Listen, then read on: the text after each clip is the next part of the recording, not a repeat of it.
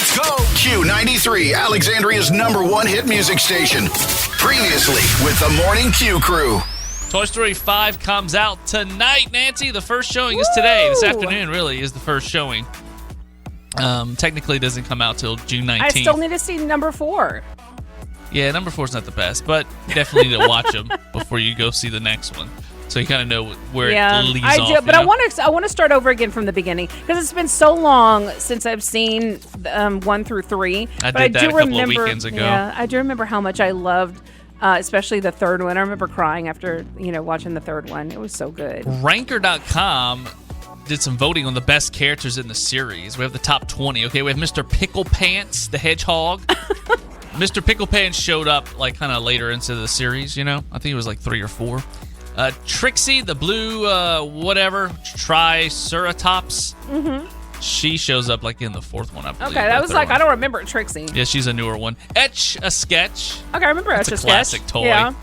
Emperor Zurg made 17. Emperor Zurg really doesn't do anything. He just shows up and he's like, he chases Buzz for a little bit and he's like, I am your father, and that was it. So I don't know how he even makes 17. How he makes the list, yeah. Andy, he's not a toy, he's a human, but he made 16. Well, he's a character, so. But Andy doesn't have that big of a role either. he really doesn't. He doesn't say or do a whole lot. He's kind of the catalyst for the show, though. Yeah, you know what is. I mean? He's the catalyst for the movies. Barbie, 15. You think as popular as Barbie is, she'd be higher, but she only showed up in Toy Story. But as far as like the female characters, I mean, Jessie's going to be like way higher on the list. Wheezy, come on, everybody loved Wheezy. Remember his little squeaker box went out and he was sitting on the shelf? And when Woody, his arm broke, they put him up there and Wheezy was like, oh no. I was trying to remember, but until you said that about the squeaker box, I was like, oh, okay, now I remember Wheezy. He was all dusty. He was Now I remember that, yeah. Sarge, the leader of the Green Army Men. Yes, okay, I remember Sarge, yeah. Number 12, have you ever seen, by the way, have you ever seen them at Disney World? Yes, they walk in. Yeah, they're walking. I was like, look at this. It's really cool. My mom loves the Army Men, Green Army Men. I guess because she remembers having some of those or seeing those growing up. I remember my brother having those, like whenever we were kids. It was just cool to see that. Bo Peep came in at number 12. Okay. That's high for someone who didn't even show up in Toy Story. What was it, 2 and 3? Or was it 3? She basically had no role in 2, and then she was not there in 3. Oh, okay. So that's kind of high for someone who's missed half the franchise. I remember her, but I don't know. I mean, I remember you need to watch her. The 4th one. Her and Woody get back together. Okay, because I remember her very well in the first one, but like you said, I don't remember her in 2 and 3. She's the porcelain. No, I know who she is. I'm just saying, like, I don't remember her in 2 and 3, but if you wasn't there, I guess that's why. Yeah. Mrs. Potato Head. Number 11. There we go. Okay. Number 10, Andy's Dachshund Buster made the list. Oh, that's cute. I'm glad he's up there. Come on, he had one moment. No, but he's so cute. Jessie is number 9. Oh, she should have been higher. I never cared for Jessie. I found she's annoying. Really? Yeah, and I like the voice actress. She was a little annoying, like in the first one a little bit, but then she got better. I like Jessie. Number 8, Bullseye. He's cute. Yeah. Number 7, Mr. Potato Head. Okay, yeah. I love. Of course, we interviewed him yesterday on the show. Number 6, the Little Green Men, a.k.a. the aliens. The Claw. You have been chosen. Yes. Number 5, Ham. He has some good liners in there. Yes, he does. Rex, number 4. I love Rex. He has anxiety. Oh. I got tiny arms. Rex is so cute. I remember he's crossing the road and he's like got this limb to cover him, to hide him. And as he's walking, like the limbs fall off. And oh, the gosh. leaves. I forgot about that. Okay. And then he ends up having one left in his hand. He's like, Slinky Dog. Slinky Dog. Love me some Slinky Dog. We're in the top 3. Number 2, Buzz Lightyear. And, of course, number 1 is Sheriff Woody. Yep. Woody's kind of wild. When I rewatched the movies, Nancy, I forgot that Woody literally was so jealous of Buzz. He was. He took the little, or whatever that remote control vehicle was, and he grabbed the remote and he knocked Buzz out. He was trying to knock him out the window. He was trying to murder Buzz. He was very jealous of him. And he's the main character. I don't know if we should like Woody as much as we. And Woody's kind of whiny too. But he learned from his. That's the thing. He overcame his emotions, his feelings about Buzz, and he grew. His character grew. It was funny. The rest of the toys thought he killed Buzz. Remember? And he's holding his arm out the window across the street. Like, oh my god! I think I'm gonna throw up. Oh. Toy Story 5, not 6. That'll be in a 5. few years. Toy Story 5 is in theaters this weekend. Q93, Alexandria's #1 hit music station. From Bugs Bunny and Sylvester to Tweety and countless other beloved animated characters, our next guest has spent decades bringing some of the most iconic voices in entertainment to life. And now he's stepping into the role of Mr. Potato Head in Toy Story 5, which hits theaters nationwide June 19th. Please welcome legendary voice actor Jeff Bergman. Jeff, good morning. Thanks for coming on the show. What's up, Jeff? Just made my day, Jeff. Morning. Good morning. Let's start off with Toy Story 5. You're stepping into the role of Mr. Potato Head, a character closely associated with the legendary Don Rickles. When Pixar first approached you about the role, what was your immediate reaction? Well, it was actually a very funny process. I found out just the other night at the premiere from the casting director who was there that they had come to a decision that they were not going to try in any way to closely resemble what Don Rickles brought to Mr. Potato Head. That was going to be recast entirely until they received an audition tape that I made, got to my manager, who got it to the casting director, and she heard it, and she immediately got it to the director and said, I think you ought to hear this. And as soon as he heard it, he said, book the guy, that's the guy. Wow, that's cool. Yeah, absolutely. I mean, it just was a timing thing. I was not on their radar. They were just looking at other very different people. So how do you approach, continuing a character that audiences already kind of connect strongly with one specific voice and personality? You know, it's a great question because sometimes, creating a voice is very difficult to do and hoping that it catches on. But to recreate a voice that, as you just put it, that people know for 31 years, the fans are so familiar with that character, and just knowing Don Rickles, that it was an awesome responsibility. I mean, it's an honor to just be in the movie Toy Story, and then to bring that character to life. It took a lot, but the director, the assistant director, we really took great care to try to capture as much of the essence of what Don Rickles brought to it as we could. Oh, he was such a legend. I mean, I've grew up watching Don Rickles, pretty much all my life. My grandparents loved him. My parents loved him. And I was reading up a little bit about you, Jeff. I mean, I know when you were a young man, you had the privilege of meeting a legend yourself. You met legendary voice actor Mel Blanc, right? Who gave us all the classic Looney Tunes characters that we love, brought them to life. What was it like meeting Mel Blanc? Oh my gosh, it was. I didn't know it at that moment, but it was the watershed moment. And It changed everything for me. He was performing at the University of Pittsburgh, and I was there. I was in my junior year, and I just kind of happened to see that he's going to be on campus giving a lecture performance. And he shows up, and he shows a couple of Bugs Bunny cartoons, and the kids love him, and they had a reception for him. Only I just didn't leave it at that. I just had to knock on his door at 10 o'clock at night. And, and he just opened the door. Lightly stalk him, although I didn't view it that way. But when I knocked on the door, he said, just a jiffy. And I thought, my God, that sounds a little like Barney Rubble. Yeah, a little which he also created.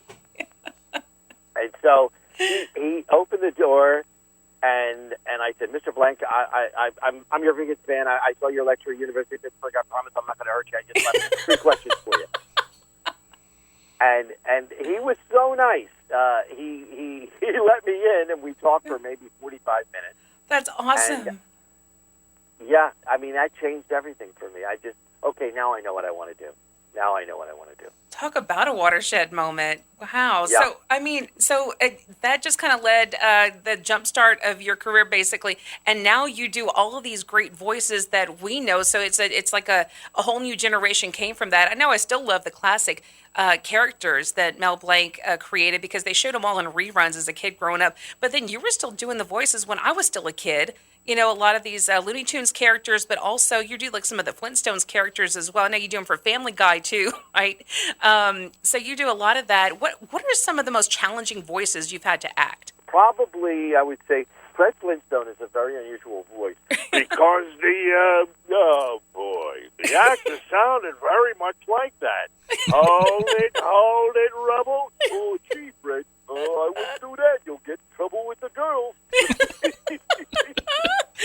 would you say is your favorite voice? Well, I probably would say my favorite voice could be the rabbit, a cross between the Brooklyn and the Bronx. Hey, hold on a second. What about Daffy Duck? What am I, chopped liver? Well, what about Sylvester? And Tweety Bird. Why could I saw a Putty Cat? I did saw a Putty Cat. If I say foghorn leghorn, and I say nice boy, but about as sharp as a bowling ball. That is crazy. It takes so much talent to be able to just like change your voice like that. It's incredible. So we're talking with voice actor Jeff Bergman, Mr. Potato Head. Toy Story, it's connected with audiences across multiple generations. What do you think makes these characters feel so emotionally real and relatable? You know, I think probably because he was a toy before the film. Mm-hmm. So, I mean, I had a Mr. Potato Head growing up as a kid. I had Same. to deal with him. And I don't know what it is. I don't know why. It's just fun to pull somebody's ear out and just stick it where their nose is. And just, Yeah. You know. I had a Mrs. Potato Head, too, with the big lips and everything, yeah. Exactly. He had to have company at some point, right? Yeah. How do you make little spuds without a Mrs. Potato Head, you know? Exactly. You got to keep the generations going, Right. right? If Don Rickles could see Toy Story 5 and hear your performance as Mr. Potato Head, what would you hope he'd say? You uncultured swine. What are you looking at, you hockey puck? Love it. Jeff, it's been a real pleasure talking with you. Congratulations on becoming part of another iconic animation legacy. We can't wait to see and hear your take on Mr. Potato Head and Toy Story 5. It's in theaters this weekend, June 19th. Thanks so much for joining us today. We really appreciate it. We do. Yeah, well, I want to say thanks for an informative, great interview. And that's all, folks. Hey, this is Mr. Potato Head. You're listening to Josh and Nancy. All right? What's the big deal? America's about to turn 250 in a few weeks. And to celebrate, we're burying a time capsule that will not be open for another 250 years. That's right. It's called America's Time Capsule, which I think is appropriately named. What else would you call it? That's what it is. I mean, it's a time capsule. But they're not going to open it until July 4th of 2276. 2076. 2276? 2276, however you say it. I won't be here. No. As for we what won't. goes in the capsule, here's what the director of the project said. We wanted all states and territories to be represented to choose their own objects to submit. It has to be sea to shining sea. It has to be personal. But there are some rules. Obviously, you can't put anything that will spoil, so American Pie is out. And you can't have anything that would affect the objects around them. So no adhesive and leather All right, either. so Louisiana can't put any boiled crawfish in there. No boudin. No boudin. cracklings. So that rules us out. While they hadn't decided on the entire collection yet, here's what they know will be in there so far. An iPhone 17. That was my first thought, because you want something from this time, and obviously my first thought was you're going to put something technological. My first thought was an iPhone. Native American artwork, I like that. essays from students, Yeah. and a Coca-Cola bottle. So if you were going to add something in there, I guess to represent Louisiana or you, like, what would you put in there? Dang, put some Mardi Gras beads up in there. I like guess. that. I was thinking of because- some Cajun seasoning. But see, that might fall under the food category. They might not allow it. Maybe so, but it's So- contained. It's contained. Yeah, you're right. So it's not, but I don't know. It just depends. Over 250 years, they might consider it a food item and might not allow it. So that's why I was like, crawfish, boudin, all that stuff's going to spoil. Throw a beignet mix box Yep. in there. No, eventually, 250 years, they were like, no food products whatsoever. I think Mardi Gras beads might work. I don't know. I'm trying to think of some other things that might be good for there that represent Louisiana. I don't know. Personally, what would you put? Maybe a pelican flag, like a flag of Louisiana would work. Yeah, You know, it would. the pelican flag. What would you put personally, in a personally. time capsule that they would open up? Ooh. You take this one while I think. What would you put I personally? was hoping you'd take it what I thought. Oh, no! We're so unprepared. I was thinking more of our state. Of I the don't know. boot. I'd probably put one of my mini collectible cups or toys from all these meals these fast food chains are doing. You would put a Creed T-shirt, Yes! a New Orleans Saints cap, Or a crypto popcorn bucket. and a Harry Potter Funko Pop. pay stub from each of my jobs. Did you know I used to work 10 jobs? You probably put like a post office key to represent your dad who worked at the post office. You always talk about that. Oh my gosh. Let us know, what would you put in this capsule to represent Louisiana, but also yourself? We'd love to hear from you this morning. You can call 318-473-0093. You can also go to Q93FM.com, use the Q93 app, or DM us on social media at Q93 Alexandria and at Morning Q Crew. Q93 Alexandria's #1 hit music station. Joining us is founder, CEO, and president of All Elite Wrestling, Tony Khan. Tony, good morning. Thanks for calling in. Thank you. Thanks for having me on. I'm excited to talk to you. Absolutely. So Forbidden Door is this Sunday, June 28th, live on pay-per-view. What matches are you personally looking forward to the most on Sunday? Well, I'm very excited for the Owen Hart Foundation tournament finals. The men's and women's tournament are coming to a head this weekend at the Forbidden Door pay-per-view, and I can't wait. This is going to be such an awesome event. Those tournament final matches, Will Ospreay versus Swerve Strickland, and Maya World versus Mercedes Moné, her hero. Those are going to be two awesome matches, and there's a big 6-on-6 steel cage match that is just going to be a huge hardcore fight. So much to look forward to this Sunday at AEW Forbidden Door, and before then, you can catch a lot of great action, so much great fighting for free on TBS, or you can stream it on HBO Max. Coming up just hours from now, it's going to be a huge Wednesday night Dynamite. We have AEW on TBS every Wednesday night, and this week with the big pay-per-view is going to be one of the biggest episodes all year. So this is the 5th Forbidden Door. What is the biggest challenge in coordinating such a large-scale cross-promotional card like this? Well, that's a great question. There are a lot of logistics, and of course, securing the visas.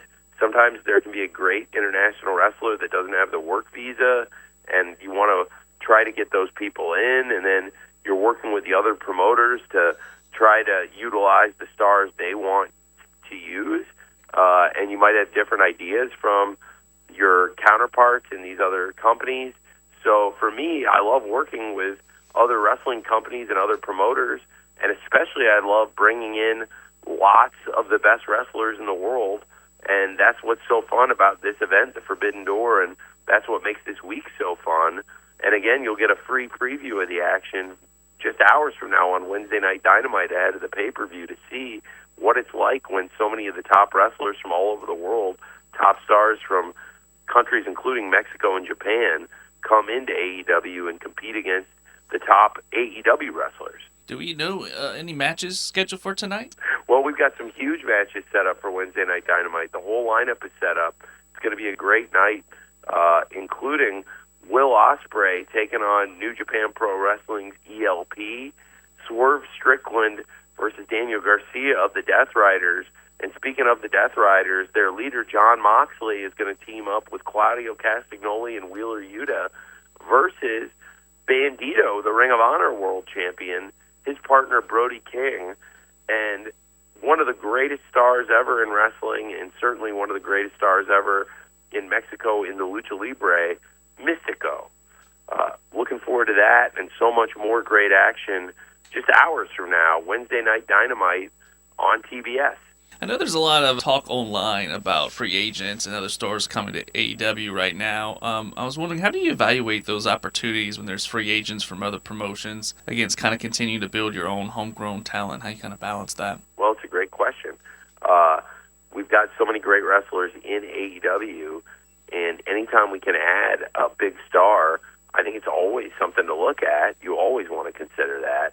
And we're always trying to grow the roster, bring in more stars, and create more competition for the top spot. I know you guys recently launched the My AEW along with this fast channel. What's the kind of the vision behind that? What a great question that is, too. We are trying to create our own platform for international distribution. Of course, here in America, all of our pay-per-views and shows, you can go watch them on HBO Max. So we've got a great streaming home for the library and the live events. Internationally, it's great to have an app and a place to put these events in other countries, in territories where HBO is still growing and developing. And also on the FAST channel, that's a huge thing now, having 24-hour streaming and having a channel always running where people can tune in anytime and watch the classic events and utilize the library that we built.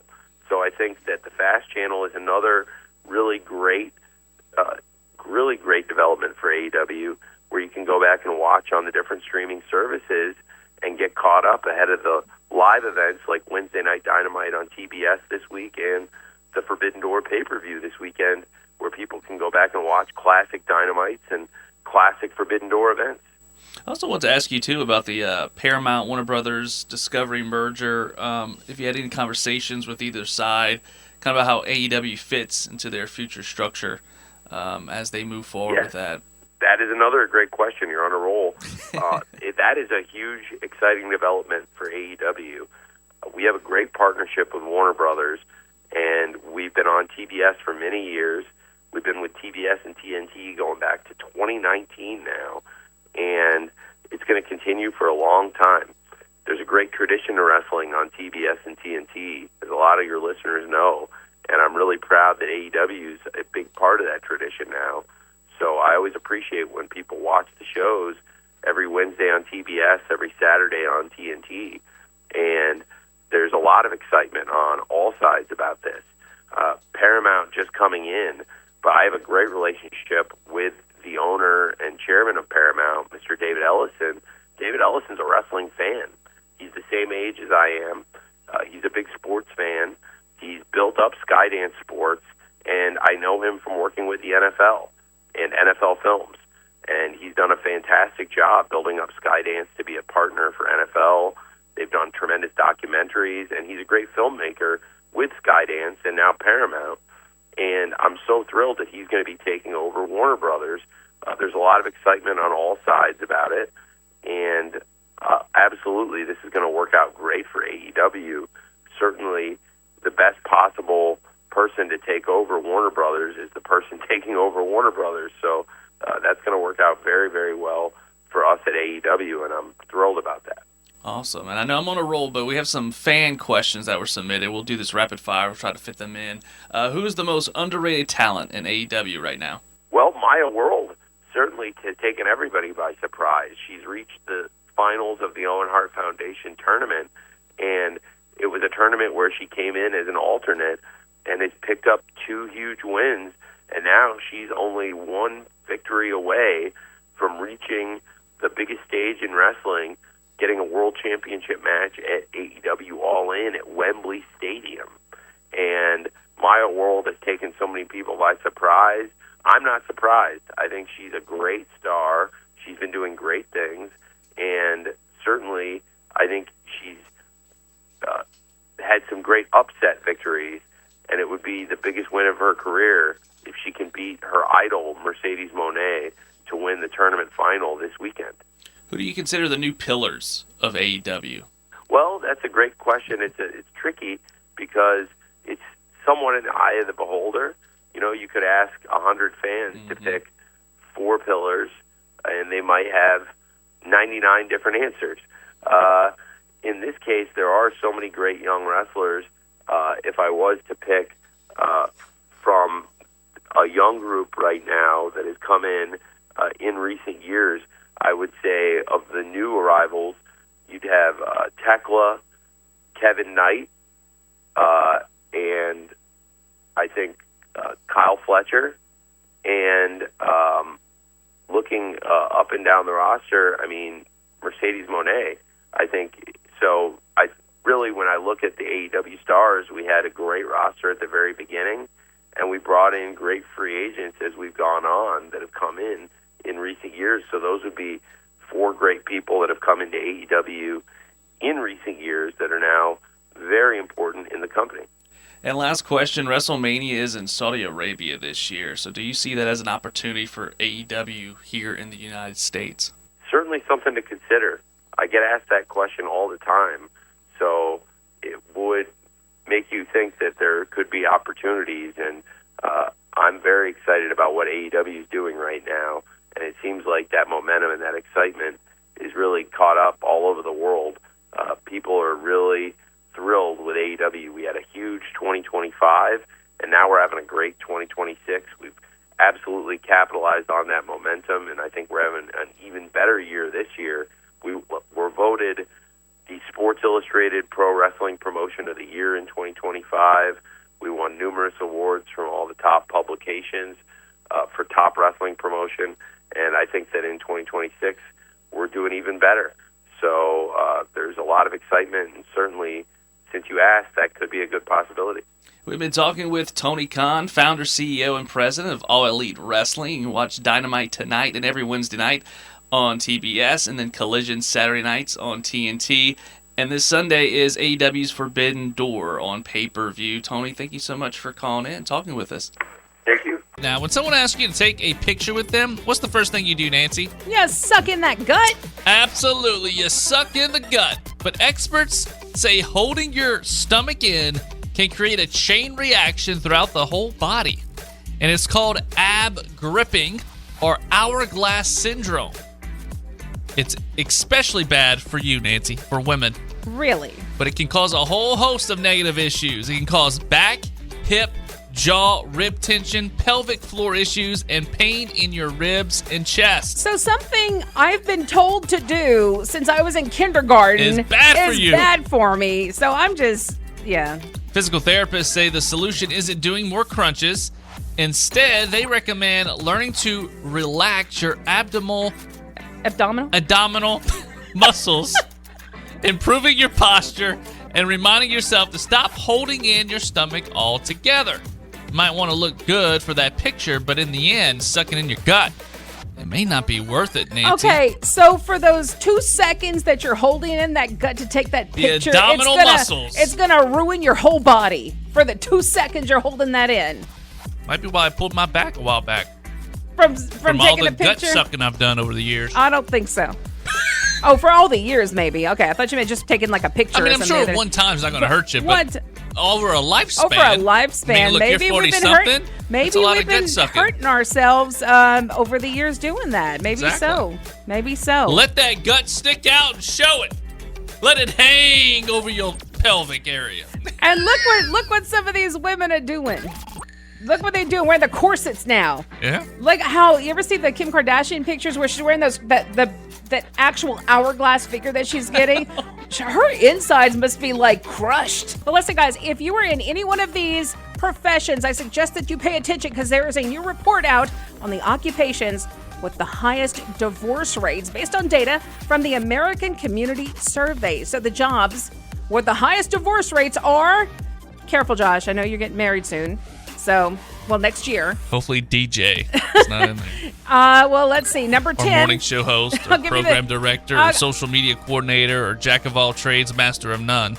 I'll give you the top 10 for the highest divorce rates.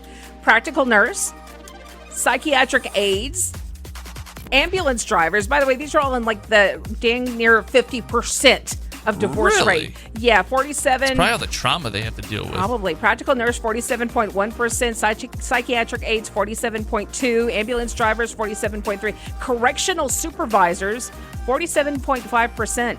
Care service supervisors, 47.6%.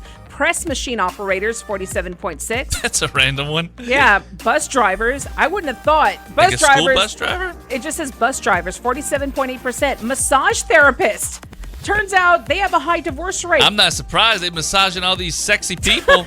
47.9%. Check this one out. Telemarketers, 48% divorce rate among telemarketers. Wow. I guess because they get so much, hate from the people they call, they just come home in a bad mood, maybe? I don't know. And the number one highest divorce rate of professions, healthcare practitioners at 48.3% divorce rate. Wow. Yeah, that is So sad. the profession of the guy that was hitting on you, that you're like, no, I ain't dating that kind of profession because they always end up divorced, bad relationships.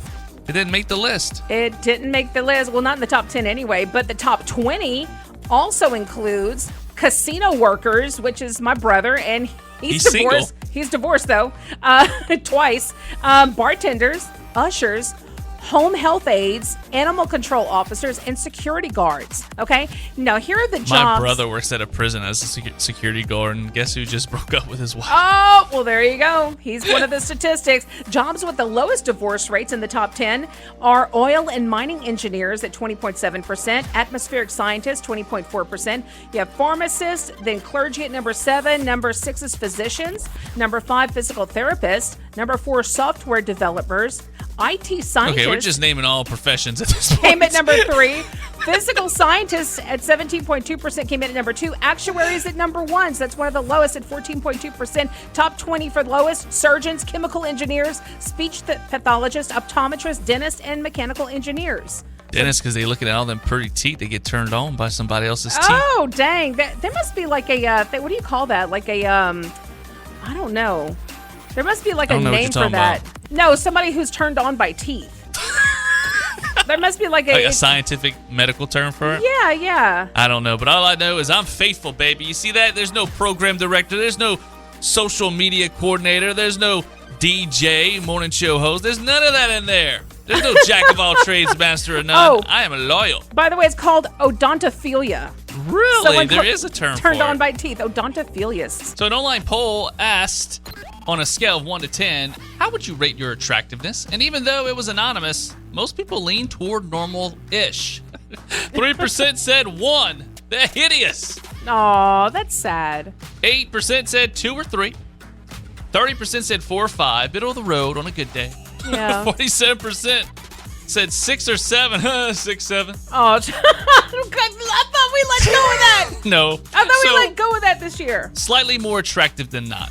8% said 8 or 9. 2% said 10. That they looked perfect. Okay. In every way. Wow. Okay. What say you, Nancy? On a scale of 1 to 10, are you hideous or are you perfect in every way? I'll go middle of the road.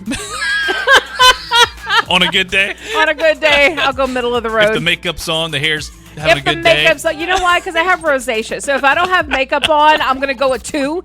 If I have my makeup on, I'm going to go, I'll go middle of the road. What about you? I feel like I'm middle of the road as well.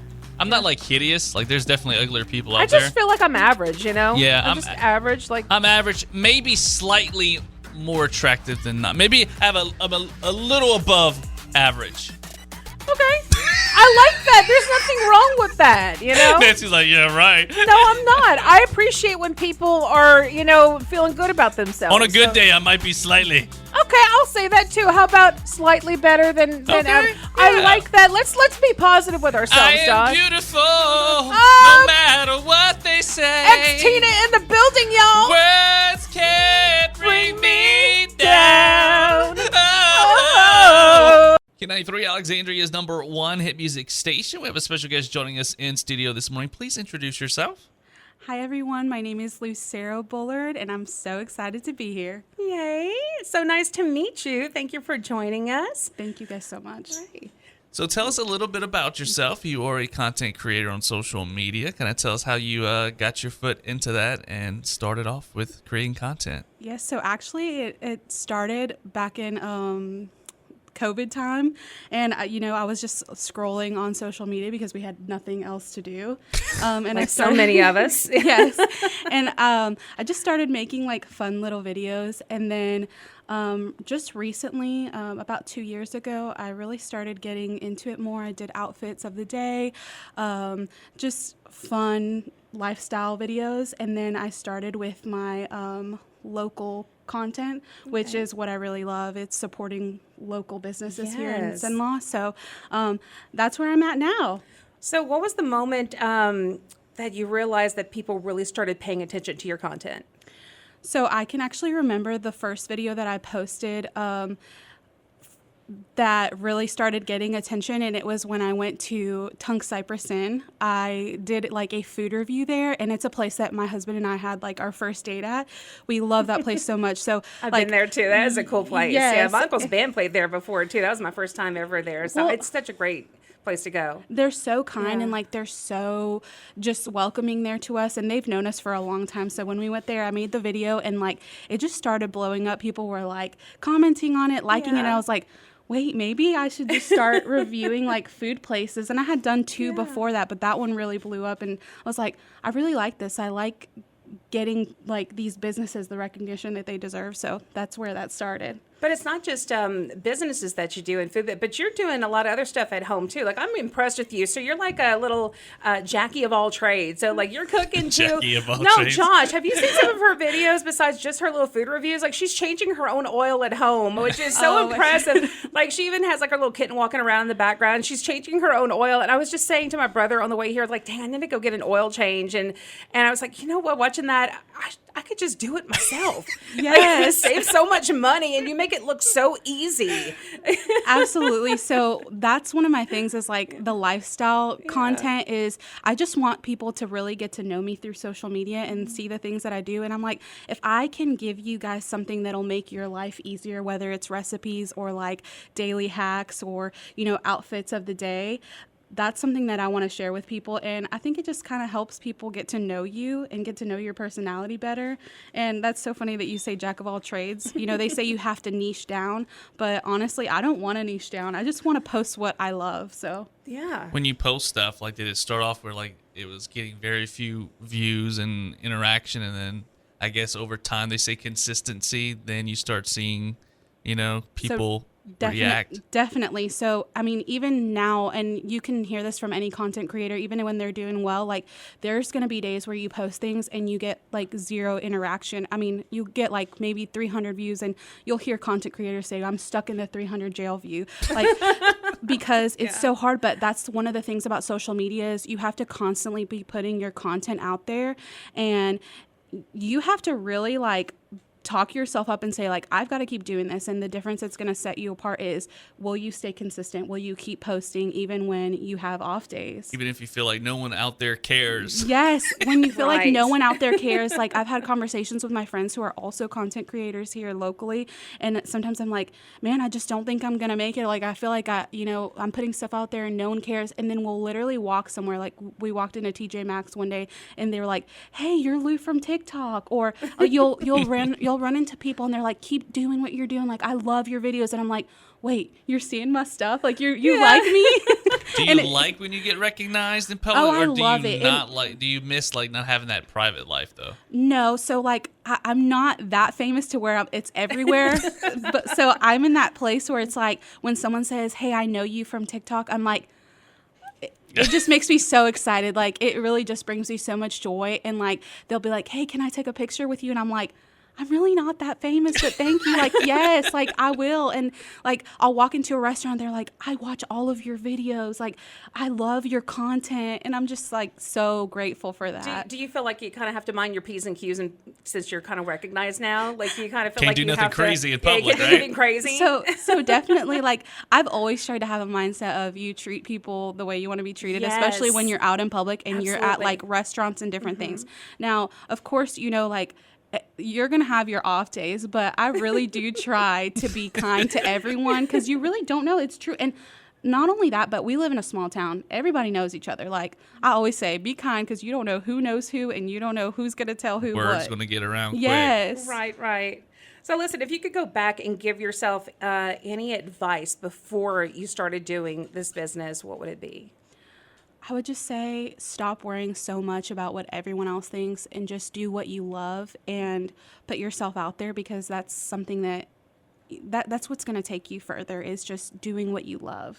Do you have a job like also? So you juggle I multiple do. things? So not only am I a mom, but I actually work full time, and then like we're really involved in our church. So that's something that you know, people say that to me all the time. They're like, "How are you doing this content stuff?" I'm like, "I don't see how you're posting this." I'm like, "Thank God for some scheduled posts, because Right.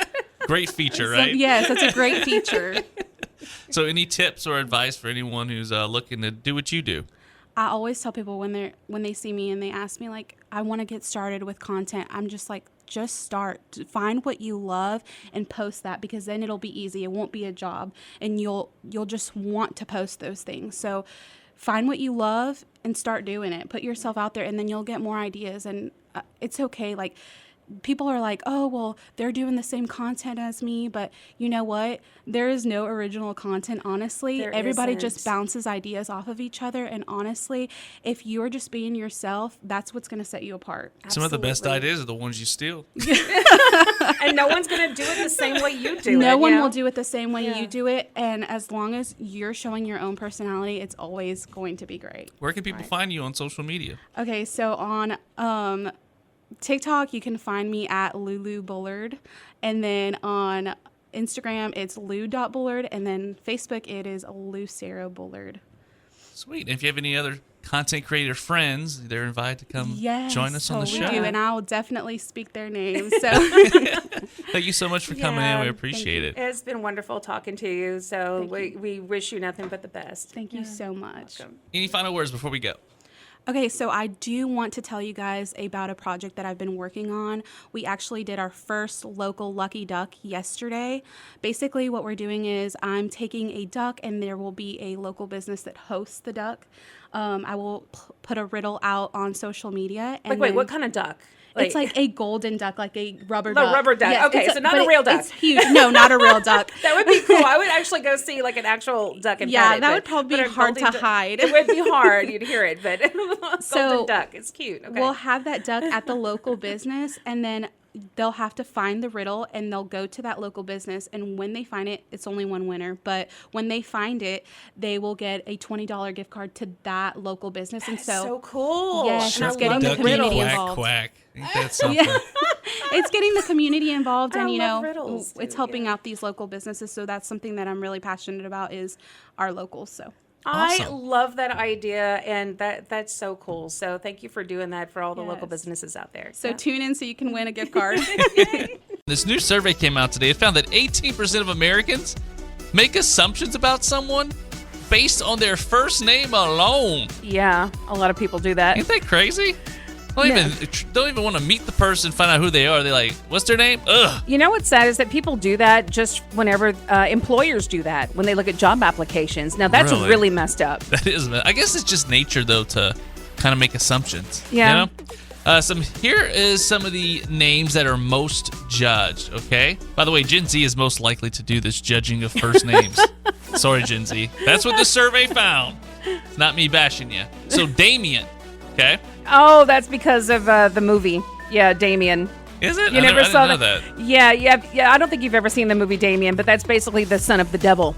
Yeah, that's why, because he was like the reincarnation. He was the son of the devil, and that's why we have that connotation with the name Damien. See, I had someone that I knew that was a Damien. He was a great guy. So I guess that's why that also has an impact on Yeah. how you perceive someone. We to had be. a Damien in our school, but I think I remember them joking on him about it, but he wasn't in my class. He was younger. But I do remember thinking, who would name their kid Damien? Because his name, they named him that after the movie had already come out. So I'm like, why would y'all do that to him? I like the name Damien, Yeah. but I didn't know anything about that. But yeah, that movie had been out since the 70s. So I'm like, why would y'all name him that? Your personal experience kind of has something to Right. do with your assumptions you make, like John. I would assume. What? That's the most common name. I What? think that's why people think you probably basic. Someone named John. That makes no sense. That's the most common name out there. Why would anyone judge somebody named John? That makes no sense to me. Probably because it's basic. Or Donald. That is an older school name. It is, but it's so common. Like I think had of an Donald Duck. I had an Uncle Donald, so I just think Uncle Donald. All right. Chad. Oh, We actually have a boss name. we Chad. do. And I think of the SNL skit, Chad. Mm-hmm. Yeah, there was a popular SNL skit called Chad. And obviously, the top most judged name by a mile is Karen. Yeah, I have a cousin, Karen, like a second cousin once removed, Karen. And she's a nice lady. She's not a Karen, y'all. She does not act like a Karen. I feel so bad. Can we stop using the name Karen? Just go back to calling people the B word. Well, sometimes people use that word and they don't like it too. No, but yeah. The survey also found 42% of Americans feel like their first name does not fit their personality. Do you feel like your first name fits your personality? I never liked Nancy, but I just got used to it. But like I said, my grandfather named me only because my brother is Michael and he's older. So we went down the alphabet from M to N. So Pawpaw picked that out. So just go with N. How about Nancy? I kind of felt the same way about Joshua. I didn't like it when I was growing up because I also was in the same class always with another Joshua, and it was always Josh, and they were like, "Who? Which Josh?" But then I grew to kind of like my name. So. Yeah, I grew to like mine too, but there were no other Nancys in my school, so it helped out. Yeah. So but I was almost Jennifer and I was almost Lenore. So That's my fiance's mom's wife. Yeah, your fiance's mom. My fiance mom's wife. Your mother-in-law's what now? My future mother-in-law's name. How about that? Okay. Oh my gosh, can't talk this morning.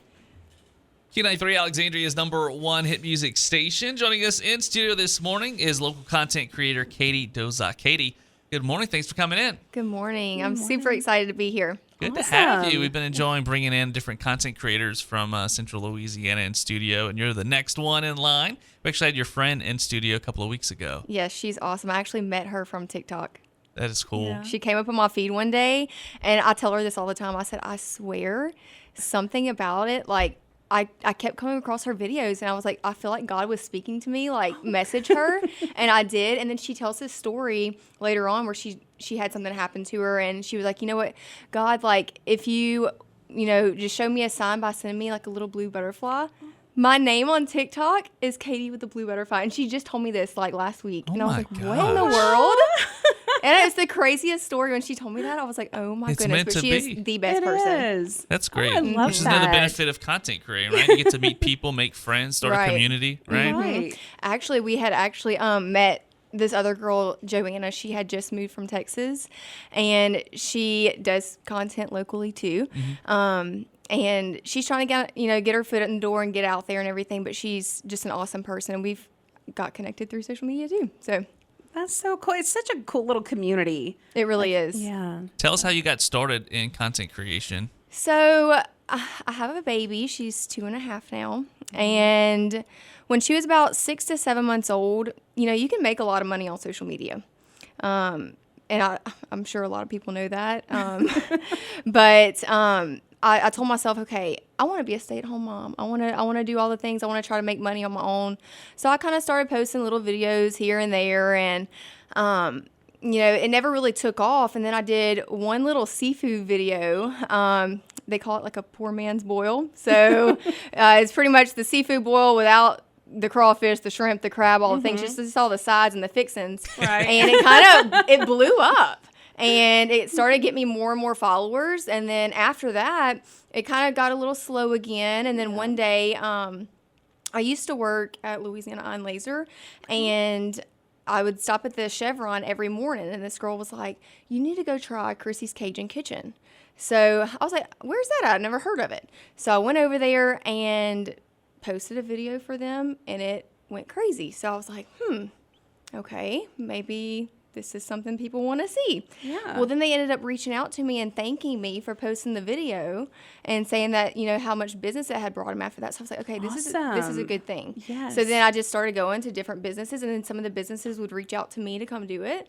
And it just became a thing without even really trying to become like a food influencer or anything like that. Just happened. Yeah, it just happened. Wow. So Do you feel like you were kind of deflated when you started posting videos and you weren't getting any traction? It was kind of just you I feel like posting that all for the you. time. Oh, do you? when you said with that content creating, I feel like it's like up and down its waves. So that's like, normal. Yeah, it's very normal. And me and Lou talk about that all the time. I feel like, you get to these highs and like you get a lot of followers at one time, and then it'll get down and you're stuck in like the 300 views. And then it just doesn't get out of that. And then you go back up and you're doing really well. And sometimes I think I'm like, okay, is it TikTok, the way they push your videos out? And then here recently, I just started posting more on Facebook. And Facebook actually tends to do a little bit better than TikTok, surprisingly. Wow. How long does it usually take you to film and edit one video? So it kind of depends. And a lot of people, they ask me, like, do you plan your content? And I don't. I'm kind of like a fly by the seat of my pants, girl. Yeah, so your pants- whatever, your pantser, yeah. So whatever I'm doing that day, I'm like, okay, let me just go ahead and film, wherever I'm going to go eat or whatever I'm going to cook for supper, or like a little daily vlog. But typically I try to sit down and, edit each video by the end of the day, which editing, I'm not very tech savvy. Surprisingly, like I don't have like a special app or anything. Like a lot of people use CapCut, and I just use TikTok. Okay. So it doesn't take me very long to edit my videos. I think that's pretty inspirational for a lot of people out there who want to get started, but they're a little nervous or a little overwhelmed or intimidated by the technology. So, well, that's what I tell a lot of people too, because I get so many people and they're like, I wish I could do what you do. I'm like, you can. You literally just you prop your phone up and push start, record. And that's the question I want to it. ask you. Do you feel like we'll get to a point where there's only going to be, like, everybody wants to be a content creator, everybody wants to be a YouTuber, everybody wants... Is the market only going to be able to handle so much of these people before you kind of reach your limit, right? Okay, so I actually had this conversation with my husband this morning. Wow. And here recently... you'd be, I would say surprised, maybe not surprised, but there are so many people that want to do content creating and the food reviews and all the things. So it's like, what's going to stand you apart, in this crowd of people? So I told him, I was like, I always look, the food will always be the heart of, why I started social media or like how my social media grew to be big. But I do want to branch out and do other things. So like here recently, like I've been doing like daily vlogs and stuff. I feel like a lot of people like to see like funny videos with your family. Like I follow so many influencers on TikTok and I love watching their family content. So I feel like don't have a niche. I feel like that, that might set you apart from everyone else. It's just showing a little bit of everything. Just being you. Yeah, I think so. You. That people love to see authenticity, and they just love to see you in your natural state. And it just comes across as so real. But people, they're so aware of fake influencers out there who are just taking like a paycheck. So whenever you come across as just being true to yourself, they love it. They want to follow you. Yeah. But a lot of people, like, they may not think like that we don't get discouraged or all the things, but we do. Like there are highs and there are lows, and when you see so many people wanting to do it, it can be discouraging. But like I said, it's like, what's gonna stand you, like, set you apart from everyone else? Like, what's gonna make you stand out? And you find the algorithm too.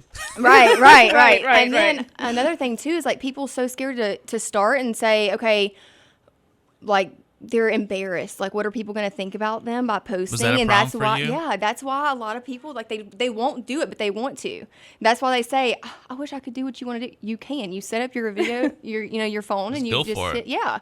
And I tell my husband this: scared mice don't get no cheese. So if you're not willing to go out there and get it, then it's never going to happen. Was that a problem for you when you first started? Were you afraid to like put you I and was your terrible. family This out is there? a small town. Everybody knows everybody. So I'm sure people were hee hee Joking about on me. you, Yeah. making comments. But now everyone wants to do it. Yeah, So you're right. Joke's on you. Yeah, exactly. Where can people find you on social media? So my TikTok is KDauzat324, and then on Facebook it's Katie Dauzat. Sweet. Be sure to go follow Katie if you're not already. We appreciate you coming in and sharing some of your insights on content creation. Of course. I'm glad to be here. You were a little nervous when we first started, but you did fantastic. Yes, I knew very you nervous. would. Yeah, you're a pro. Don't worry about it. Thank you, Katie. All right, Josh, AI. Turns out they uncovered a Bloomberg article that had professional chefs list foods you should never cook on a grill. And one of them might surprise you. It's burgers. What? I know. So their argument is that the fat drips down, the outside doesn't get caramelized, and you lose all the flavor. You're supposed to use a plancha, a flat piece of cast iron you place on top of the grill. The 4th of July is all about freedom, though, so, we say do whatever you want. Another one, filet mignon. I've never seen people grill a filet mignon on, like, the pit. I've only just seen it, but it doesn't have enough fat for the grill, and they're usually pretty thick, so it's hard to cook them the way you want when you're using a flame. Another people say pizza. Most grills don't cook very evenly. It's also hard to get the toppings to cook right. I wouldn't put that on the grill. No, that goes in the oven. In the oven, right. If you do it, though, use aluminum foil or a pizza stone. Otherwise, you might have a tough time scraping it off the grill. That's what I was thinking. You're going to get cheese everywhere. And no, don't do that. People said most types of fish, including salmon, it's going to flake off. You can't do that. Tends to do better if you cook it on low heat. With a really flaky fish, the smoke hides all the flavor. Swordfish and tuna do pretty well on the grill, though. Tuna steaks are amazing. I was going to say tuna steaks are good. Pork chops, again, you lose all the delicious fat, so they're better in a pan. A lot of that you can cook at the house, too, with your stove and your oven. And then bring it out with the other stuff on the grill. You can do that. Shish kebabs, they're actually okay on the grill, but not the way most people do them. Vegetables tend to cook faster than meat, so don't put everything on the same skewer. Put meat on one, veggies on the other. Back to AI suggestions. They say melty cheeses. ChatGPT notes that softer cheeses and processed types like American will just melt through the grates. I mean, of course, you don't need AI to tell you that. You can make it work on a burger if you really want to flip the script on this list. But if you want them for a skewer, there are cheeses that can handle being grilled. The top three are halloumi. I'm not familiar with that one. There you have queso, panela, and the Greek cheese. A good queso. Yeah, you have a certain Greek cheese, which is a great appetizer with lemon juice and black pepper. So, but by all means, 4th of July, like you said, is about freedom. Do what you want and just clean. Maybe doing it wrong. And you have the freedom to be wrong. Just make sure you clean the grill after. I do not like when people grill using the charcoal. Really? Hank Hill would love you, sir. Or to barbecue with the because it just, first of all, I believe that it has been shown that charcoal, that smoke going into your meat causes cancer. Okay. For one thing. And then another thing is you taste that. It tastes just charcoal-y. I prefer the gas grill or whatever. So, my gosh, Hank Hill would love you because he sells propane and propane accessories. He hates charcoal. Charcoal is the enemy of propane, sir. I'm not a fan of that. Woo! Do you have any plans this 4th of July weekend? I do not. Like I said earlier, I think I might go check out something the town has to offer and take pictures for our PD Facebook page, see what our officers are up to, kind of promote community involvement. Unless it's too hot and humid, then I'm staying home. It will be. My parents are cooking. I guess they'll be grilling or something, inviting all the family over. So I guess I'll make a pass over there and you just sweat won't outside. Eat anything if it's charcoal. Exactly. Let us know what your 4th of July plans are and what you think about not grilling these items. Now that we're in July, it's National Ice Cream Month. You scream, ice cream, we all scream for ice cream, but National Ice Cream Day isn't until the 19th. Yeah, it's a good month for ice cream. It's so hot, man. It really hits the spot on those hot, humid days. And a recent report used data from Google to determine the most popular ice cream flavors in every single state. All right. Some states went the classic route, while others more for the unique stuff. Overall, America's top 5 are strawberry, chocolate chip, cookie dough, chocolate, and vanilla. The bottom 5 are, what is that? Ube? Blue Moon, matcha, lavender, and mango. Okay. Strawberry was number 1 in 15 states, more than any other flavor. We're loving some strawberry ice cream here in America. Okay. Now, the states where strawberry reigns are Arkansas, California, Kentucky, Connecticut, Maryland, Michigan, Minnesota, Mississippi, Nebraska, Nevada, Ohio, Rhode Island, Tennessee, Texas, and Virginia. All right. 6 places picked birthday cake flavor, Nancy.